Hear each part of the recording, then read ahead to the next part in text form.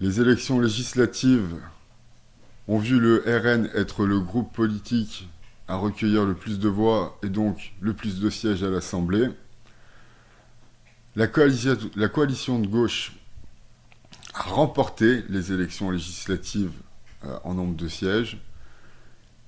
Et twist, cerise sur le gâteau, c'est une coalition du centre et de la droite qui forme le gouvernement, puisqu'ils ont un plus grand nombre de sièges à l'Assemblée nationale. On voit donc un parti d'extrême droite qui refuse, et qui refusait aussi, ça marche vraiment dans les deux sens, qui refuse de gouverner avec les autres partis, et les autres partis qui refusent de gouverner avec l'extrême droite. À gauche, on constate que c'est un refus global de gouverner avec les autres partis. C'est la gauche qui refuse de se mêler aux autres forces politiques pour former un gouvernement. Mathématiquement, logiquement, c'est donc le parti présidentiel et la droite qui vont former un gouvernement sans vol du vote des élections. Il n'y a pas eu un vol. Il n'y a pas de coup d'État. Il n'y a pas eu de coup d'État de la part du président de la République. Ce serait un mensonge. C'est vraiment le président de la République qui nomme le Premier ministre, et c'est le Premier ministre qui forme un gouvernement. Si d'une part la gauche refuse d'y participer et que l'extrême droite refuse d'y participer également, on ne peut pas considérer que le responsable, c'est le président de la République. Les responsables sont les élus de gauche qui refusent de participer au gouvernement.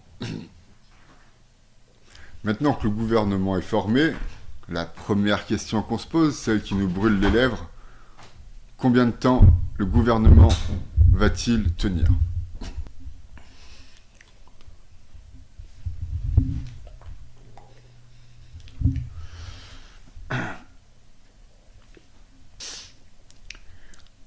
Alors, on peut déjà imaginer donc qu'il n'y aura pas de vote de confiance à l'Assemblée nationale concernant le gouvernement, ce qui nous amène aussi à penser que le gouvernement ne va pas vraiment être prolixe en termes de travail. Ponctuellement, il y a donc des insurrections en Martinique et en Nouvelle-Calédonie. Donc là, il va falloir régler les choses et il n'y aura aucun problème, j'imagine, à l'Assemblée en métropole pour accorder sa confiance au gouvernement sans avoir besoin d'un vote de confiance par ailleurs. Maintenant, donc, quand le gouvernement aura des lois à proposer, on peut craindre une résistance de la part de l'extrême droite, puisque de toute façon la gauche va toujours être contre. On peut craindre une opposition de la part de l'extrême droite qui pourrait proposer une motion de censure. Donc, oui, effectivement, ce gouvernement-là marche sur un fil. Et peut-être qu'il ne tiendra que quelques jours, peut-être des semaines, peut-être il tiendra 3 ans. On ne peut pas le savoir. Ce qu'on sait, c'est que beaucoup de personnes souhaitent de nouvelles élections législatives et que ce serait là, a priori,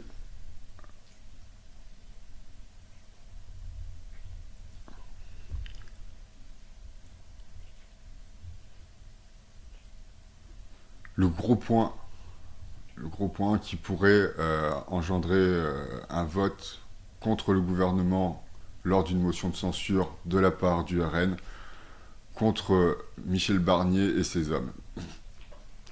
Puisque, à propos de nouvelles élections législatives, il faudrait changer le mode de scrutin pour introduire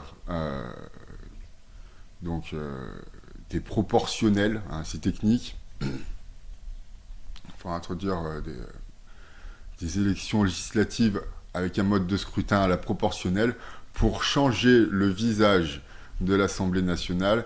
Et à ce moment-là, a priori, si c'est comme ça que ça devait se passer, eh bien ce serait le RN qui serait majoritaire et qui aurait peut-être même la majorité absolue à l'Assemblée nationale. Ça, ce serait la seule raison pour laquelle on pourrait dissoudre à nouveau l'Assemblée.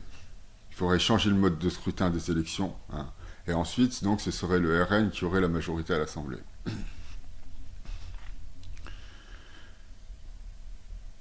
Et c'est ce que souhaite le RN, hein, et pas mal de gens. Donc, en conclusion, ce gouvernement est plus que légitime.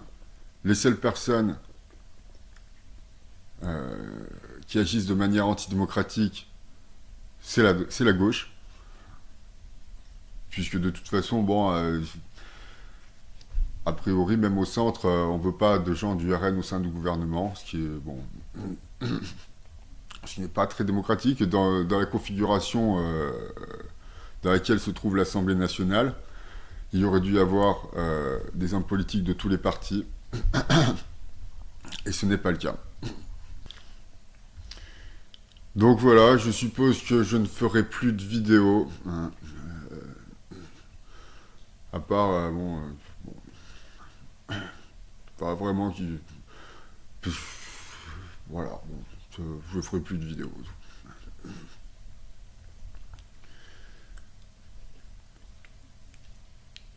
Alors, aimez-vous les uns les autres, et je vous laisse avec une vidéo que j'ai trouvée sur YouTube.